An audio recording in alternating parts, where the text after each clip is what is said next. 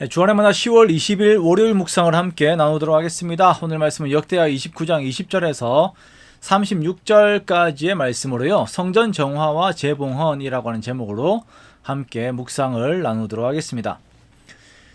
오늘 본문에서는 히스기야의 개혁에 대해 말씀을 하고 있습니다. 히스기야는 성전을 정화하고 재봉헌함으로 나라의 기반을 다시 세웠습니다. 자, 유다의 왕들을 보면서 아버지의 신앙을 자녀들이 버려서 하나님의 재앙을 당하는 경우가 있는가 하면 아버지의 불신앙의 삶을 또한 버리고 다시 하나님을 찾아 복을 얻는 자녀들이 있습니다.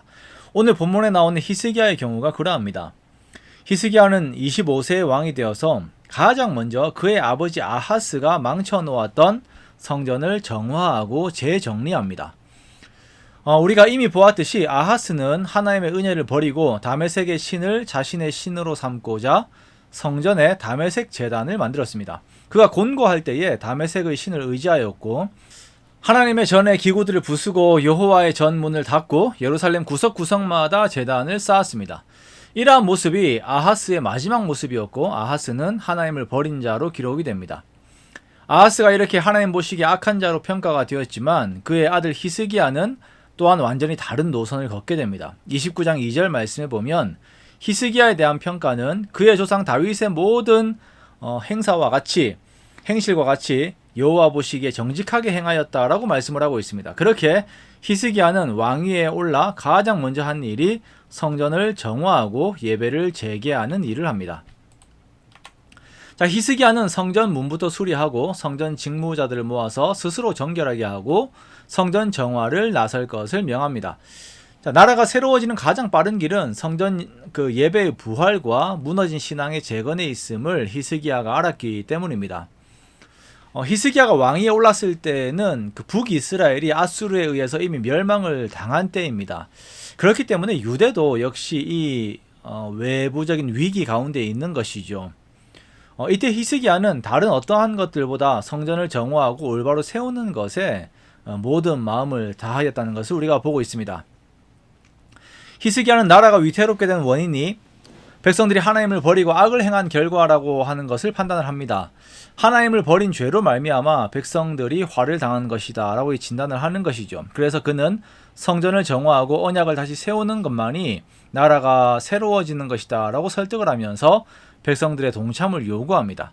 자, 이렇게 하나님 앞에서의 겸비함만이 올바로 살아갈 수 있는 길이 된다는 것을 우리가 보고 있는 것입니다. 자, 히스기야는 자신의 아버지가 망가뜨린 성전을 모두 정화하고 하나님께 성전 봉헌식을 다시 올려드립니다. 히스기야의 봉헌식은 죄를 회개하고 하나님의 속죄를 구함으로써 하나님과의 관계를 회복하는 데에 목적을 가지고 있습니다.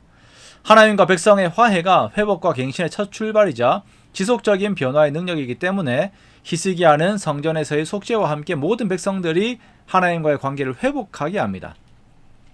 자, 그렇게 백성들에게는 하나님을 향한 찬양과 경배가 올려드려지게 되고 백성들은 수많은 번제물과 감사 제물을 가지고 옴으로 인하여서 제사장의 일손이 부족해서 레위인들이 도와야 하는 그런 상황에까지 이르게 됩니다. 이렇게 히스기야를 통하여서 유대가 하나님과의 관계의 회복을 이루게 됩니다.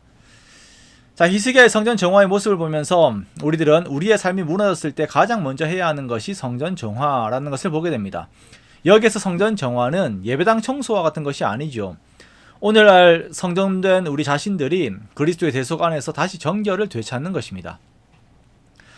그리스도가 아닌 다른 것들이 우상으로 세워져 있었던 것들이 있다면 그것을 정리하고 오직 예수님만 높이는 것입니다. 또한 내 마음의 중심에서부터 하나님을 사랑하여 하나님께 드리는 진정한 예배를 올려드리고 하나님을 향한 진정한 찬양을 올려드리는 삶을 회복하는 것이죠. 히스기야의 시대에 이미 북이스라엘이 망했다라고 하였습니다.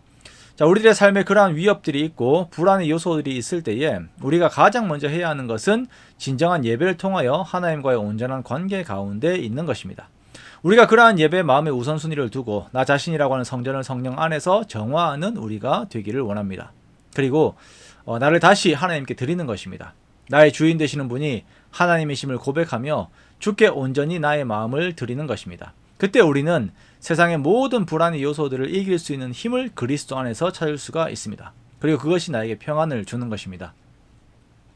이 어려움의 시대 가운데에서 그리고 여러 불안의 환경들 속에서 하나님께서 임재하시는 나라고 하는 성전을 정결하게 하여 주님과의 동행함 속에 더욱 힘있게 오늘을 살아가는 저와 여러분이 되시기를 주님의 이름으로 축원합니다.